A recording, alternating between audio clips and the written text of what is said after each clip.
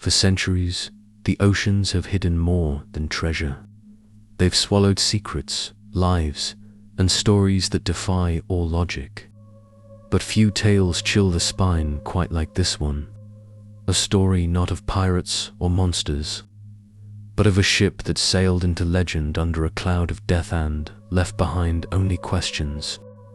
It began with a signal. In 1947, ships crossing the Strait of Malacca heard something strange, an emergency transmission. The voice came from a Dutch freighter called the SS Ourang Medan. The message wasn't a typical call for help. It was a final, desperate warning. All officers, including the captain, are dead. Lying in chartroom and bridge, possibly whole crew dead. The voice was panicked, broken. Then came one more chilling line, "I die." After that silence, static, and a mystery that would never be solved. A US ship, the Silver Star, heard the call and changed course. No coordinates had been given, but they searched.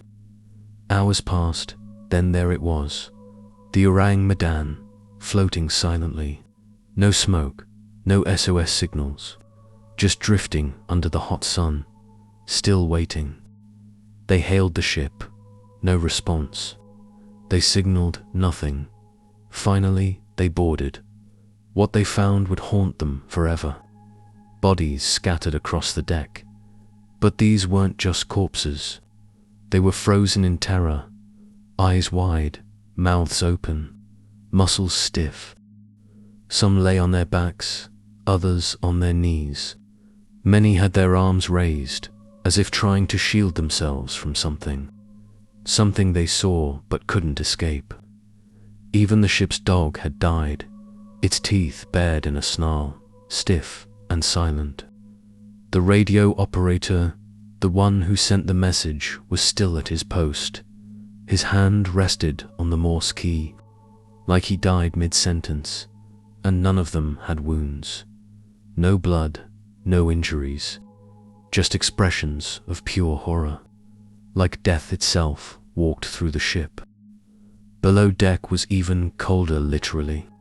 Despite the tropical heat outside, the air inside felt icy, as if the ship itself had been drained of warmth. The engine was dead. The electronics were useless. No sign of a fight, no gas, no fire, no poison.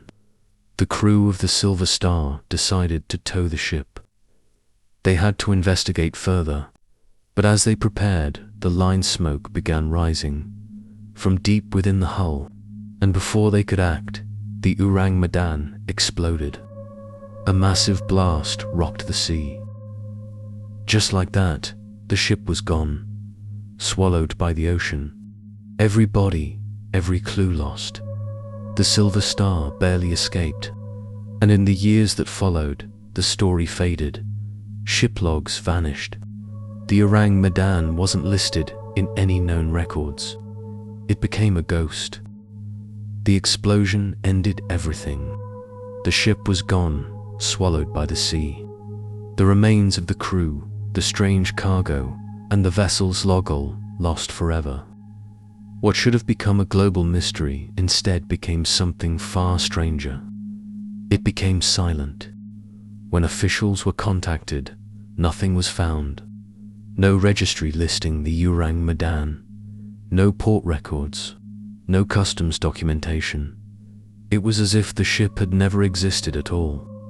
The name Ourang Medan simply disappeared from maritime records. The Silver Star crew, who had responded to the call, reportedly submitted their findings. But those documents were never made public. No interviews, no statements, no follow-up. It was all quietly forgotten.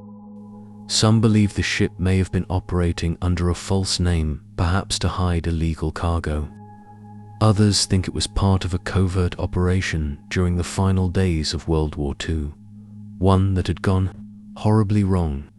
But here's where the mystery deepens. If it was a military experiment, then why risk a public broadcast? Why send an open distress signal in plain language over unsecured frequencies, unless it wasn't meant to be heard. Or worse, perhaps it was heard by exactly the people it wasn't supposed to reach. Those final words, "I die," weren't just chilling, they were revealing. They suggested something had gone catastrophically wrong and someone was still alive, just long enough to say it. Reports began to vanish. Mentions of the Ourang Medan faded from naval intelligence logs. Some historians even dismissed the entire event as a myth and urban legend passed between sailors. But the transmission had been real. Multiple ships heard it. And yet, nothing official remained. No photographic evidence, no recovered wreckage, no surviving crew. The only thing left was a name, whispered among sea captains and naval officers. A name that brought more questions than answers. With the Ourang Medan now lost beneath the sea, all that remained were theories. Some were logical, others wild, but none could fully explain what happened. The most popular explanation was the ship had been carrying hazardous chemicals, perhaps improperly stored cargo like nitroglycerin, potassium cyanide, or a mix of dangerous gases. In the heat of the tropics, those chemicals could have leaked, creating a toxic cloud below deck. If those fumes rose rapidly through the ship, the entire crew might have suffocated in moments. The frozen expressions, a result of paralysis and panic. This idea is supported by one fact: there were no signs of violence, no struggle, no physical injuries, just death, quick, sudden, and uniform. But even this theory has problems. Why didn't the Silver Star crew notice any smell of gas? And how did the radio operator manage to send such a clear message before collapsing? Other theories suggest carbon monoxide poisoning from a faulty engine or malfunctioning equipment. It's a simple answer, but again, it doesn't explain everything. Why were the bodies found above deck, sprawled across the bridge, the deck, and the chart room? Why were their eyes open? Why were their mouths twisted in horror? And what about the freezing temperatures reported below? It was far colder than it should have been in tropical waters. Some investigators proposed that the ship was smuggling war materials possibly left over from World War II. Nerve agents, volatile explosives, or biological samples. Maybe the mission had gone terribly wrong, and no one wanted the world to know. This would explain why the ship was unregistered, why there were no official cargo records, why the logs disappeared, and why the wreck was never searched for again.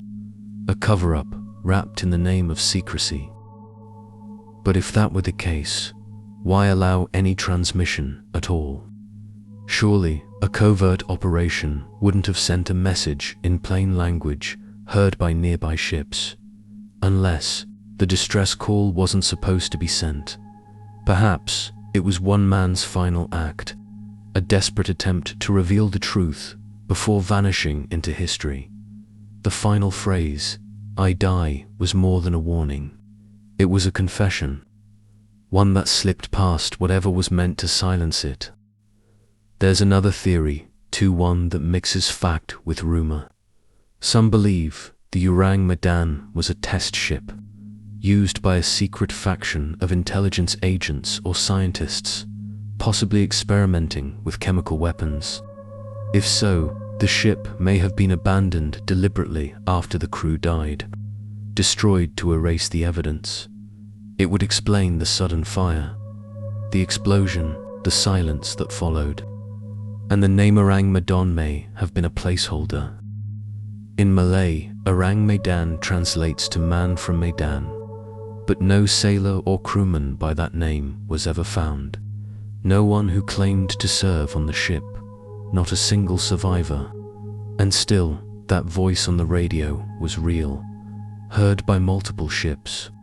Its warning echoed across the strait, then fell silent. Theories continue to swirl, but none explain everything. Because the Ourang Medan didn't just vanish from the sea, it vanished from history. If chemical leaks and wartime cargo can't fully explain what happened aboard the Ourang Medan, then maybe the truth lies somewhere darker and stranger. Sailors throughout history have whispered of cursed ships and haunted waters, but some stories feel too real to ignore. The Ourang Medan became one of them. A ship not just lost but damned. A vessel whose crew didn't simply die. They were terrified. Some researchers have pointed to paranormal causes, a supernatural force, an ancient curse, or a haunting presence brought on board. What could have caused so many men to die with their faces twisted in horror? Not pain, but fear. Pure, overwhelming fear. Some believe the ship may have picked up an artifact, something sacred or forbidden, an object that didn't belong at sea, something that carried a presence none of them could escape. The Strait of Malacca, where the incident occurred, has long been shrouded in superstition. It's one of the busiest and most dangerous maritime routes in the world. Pirates once ruled these waters. Strange disappearances have happened for centuries. Some sailors tell of phantom ships appearing in the fog. Others speak of vessels without crews, drifting for days silent, watching. Could the Ourang Medan have crossed into something it wasn't meant to? Then there are the UFO theories. A few claim the crew saw something in the sky, that the ship had been visited in the night, abducted, tampered with, and whatever they witnessed, whatever descended upon them, was too much for the human mind to bear. This would explain the lack of physical wounds, the silent screams, the sudden death. It would also explain why the ship was left untouched for hours, only to explode once help arrived. And yet, no formal investigation ever addressed these possibilities. They were labeled as fantasy, dismissed as conspiracy, but the conditions aboard the Ourang Medan were real. Witnesses saw the corpses, the twisted expressions, the unnatural cold below deck, and still no natural cause was ever found. That silence, that absence of explanation, might be the strongest proof of all, because when science fails to answer, mystery steps in. Other ghost ship stories share eerie similarities. The Mary Celeste, the Carol Adering, vessels found adrift, fully intact yet empty, their crews gone without a trace. But only the Ourang Medan had bodies, dozens of them, all struck dead at once, all wearing the same look of terror. That makes this ship different, that makes it unforgettable. Some say it was a curse, others say it was justice, but no one truly knows. To this day, the Ourang Medan remains one of the strangest maritime mysteries ever recorded. Whether caused by science or something more spectral, it left behind a warning. One final message that echoed across the sea. I die, not just a distress call, but a legacy. A ghost story sealed in static, and perhaps a glimpse into forces far beyond our understanding. Now this is where censorship and suppression begin to creep in. After the Ourang Medan vanished beneath the sea, its story should have sparked headlines around the world, but it didn't. The event was quietly ignored. Reports disappeared. Newspaper clippings vanished from archives. No memorials were made. The men who boarded her, those who saw the horror with their own eyes, were never named, and over time, their story began to fade. You'd expect an event this bizarre to trigger an investigation, but that never happened. No follow-up missions, no recovery efforts, no official explanation ever released. Even stranger, there's no surviving maritime log that mentions the Silver Star's encounter. It's as if the sea swallowed not only the Ourang Medan, but every word spoken about it. What was once real became rumor. What should have been history became legend. Theories emerged, some grounded, some disturbing. One claimed the ship had been carrying classified materials, the kind governments would rather erase than explain. Some pointed to Dutch colonial records that mentioned covert sea routes used during the war. Others believed the Ourang Medan never officially existed in the first place, and that the entire voyage had been erased to cover up a fatal mistake. But why? Why cover up a tragedy at sea, unless what happened on board threatened more than reputation? Perhaps it revealed something forbidden, something no nation wanted the world to know. And so, silence became policy. Witnesses stayed quiet. Reports were lost. The story of the Ourang Medan drifted into the shadows, where fact and fiction blurred. And that's exactly where some wanted it to stay. Writers who tried to dig deeper often hit dead ends. Requests for naval records went unanswered. Maritime authorities cited missing paperwork or misfiled registries. The few journalists who managed to find references were left with vague timelines, redacted notes, and incomplete maps. It's almost as if the story was being unraveled on purpose, one string at a time until only a ghost ship remained.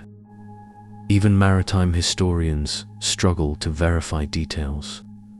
Was the ship real? Were the transmissions authentic? Who received a call and when? Answers vanish beneath layers of silence. It's not just the lack of evidence that haunts this story. It's the deliberate gaps, the carefully closed doors. Sometimes what isn't said speaks loudest. And in the case of the Ourang Medan, the silence is deafening. What began as a cry for help slowly became something else. A secret, a stain, a chapter no one wanted to write, and perhaps one they were warned not to. Whether hidden by accident or buried with purpose, the fate of the Ourang Medan isn't just a maritime mystery, it's a lesson. That sometimes the truth isn't lost, it's locked away. And someone out there is still holding the key. Now these are the survivors and whispers. Officially, no one made it off the Ourang Medan alive, but unofficially things are less certain. In the years that followed the ship's disappearance, stories began to circulate. Rumors told of a single man, a sailor, found half dead on the shores of the Marshall Islands. He spoke of death, of fire, and of something he could not describe, something that had followed the ship from the cargo hold. This man, whose name was never officially released, reportedly died days later. Some say he was poisoned. Others believe he simply collapsed from fear and exhaustion. But before he passed, his final words were said to be chilling. He spoke of a hidden cargo, dangerous barrels, a sealed container, and strict orders from men in uniform. If the rumors are true, he was never meant to talk, and whatever was inside that container wasn't meant to be opened. Locals on nearby islands, especially near Malaysia and Indonesia, claimed they saw the Ourang Medan, not once but twice, a grey vessel, moving without lights, silent, drifting. Several fishermen described strange lights flickering from its windows, not fire, but something cold. One man said it looked like lightning trapped in a box. Another refused to speak about it ever again. Some believe these sightings occurred after the ship was already reported destroyed. Could there have been more than one ship? A twin? A decoy? Or was the Ourang Medan something else entirely? Survivors never came forward in public, but whispered accounts appeared in private letters, navy bars, and the margins of old books.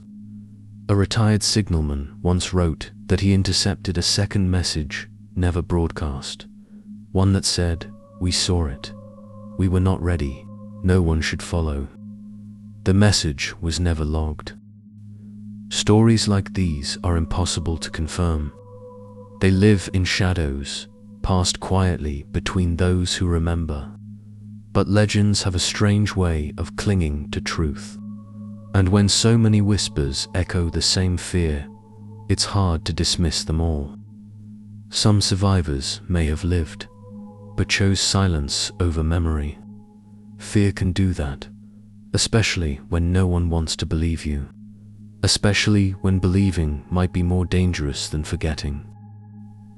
Even now, a few researchers claim to have located descendants of crewmen, but when contacted, those families refuse to speak. Some deny the story entirely, others change the subject. It's as if the tale of the Ourang Medan still holds power. Even decades later, a quiet force, an unspoken threat, the kind that lingers just out of reach.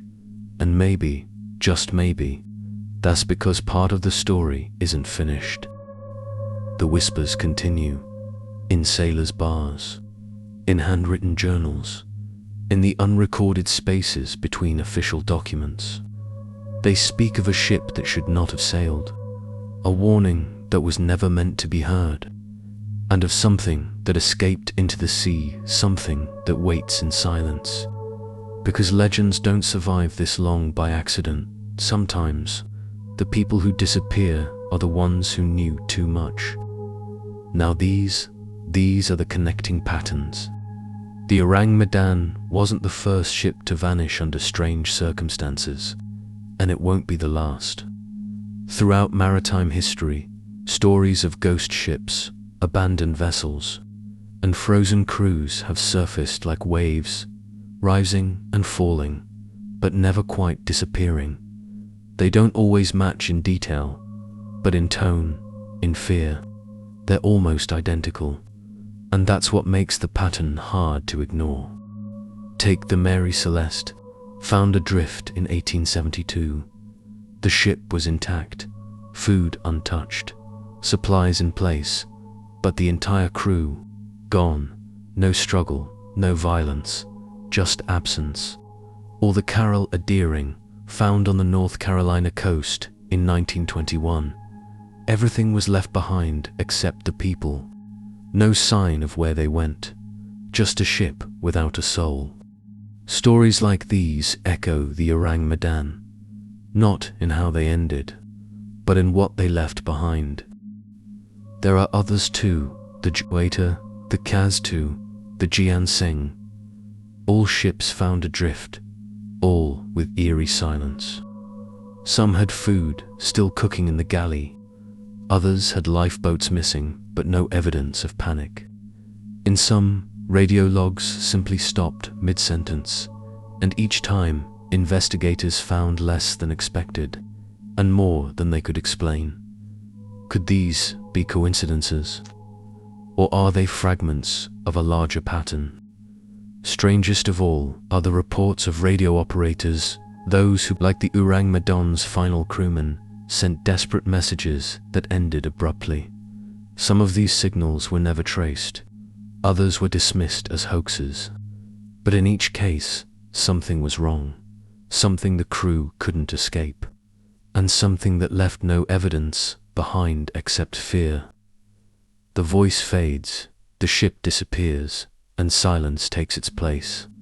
Some researchers believe certain sea routes carry more than just cargo.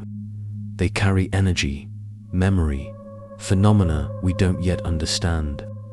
The Strait of Malacca, the Bermuda Triangle, the Devil's Sea near Japan have reputations for strange occurrences. Lost planes, failing instruments, sudden storms, disappearances. Could the Ourang Medan have crossed into one of these zones? A place where the rules don't apply. There's a chilling consistency in how these stories unfold. No witnesses, no survivors, no physical damage, just void. In most cases, the authorities step in then step back. Information fades, and the tale sinks into folklore. But when the same beats repeat across oceans, across decades, and across ships, maybe folklore is telling us something we've been trained to ignore. Maybe it's warning us.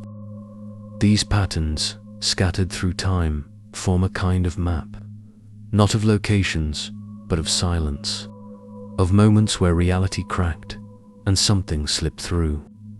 The Ourang Medan is just one pin on that map, but it may be the loudest. Its final signal still echoes, still unanswered, still asking the same question every ghost ship asks. What really happened out there? Now this is the legacy of a phantom vessel.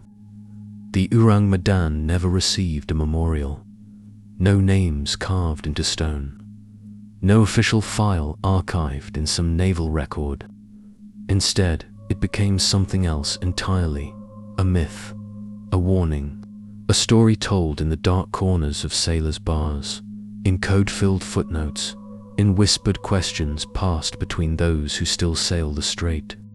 Its signal may have stopped, but the echo continues.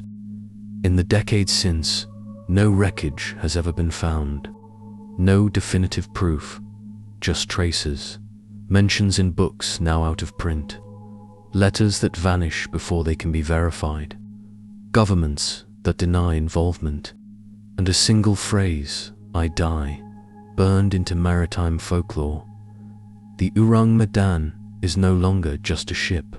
It is a shadow, drifting forever on the edge of fact and fiction. A story that refuses to be buried, no matter how deep the ocean. What makes the Ourang Medan so unforgettable isn't just the horror. It's the silence that followed, the absence of answers, the patterns it connects to, and the lingering sense that someone, somewhere, still knows more than they're willing to admit. Maybe the ship carried weapons. Maybe it crossed into something forbidden. Or maybe, just maybe, it witnessed something no crew was meant to see. If that final message was real, if "I die" truly came from the last survivor, then his words weren't just an end. They were a key, a door half open, a story interrupted. And maybe that's why this mystery has never been solved. Because it isn't over. Because it's still unfolding, just beneath the surface. Like a wreck waiting to be found, or a secret waiting to speak. Because maybe, just maybe, the ship didn't vanish. Maybe it moved on, out of sight, out of reach, still drifting, still waiting. And if you're ever near the Strait of Malacca, and you hear a signal, a voice you shouldn't be hearing, remember, some transmissions were never meant to be answered. If you're drawn to the hidden, the strange, and the stories that were never meant to be told, this is your place. Subscribe for more mysteries, ancient secrets, and eerie truths buried in silence. We post every week, and each time we go deeper. Because the world is full of questions no one wants to answer. And together, we're going to ask them anyway.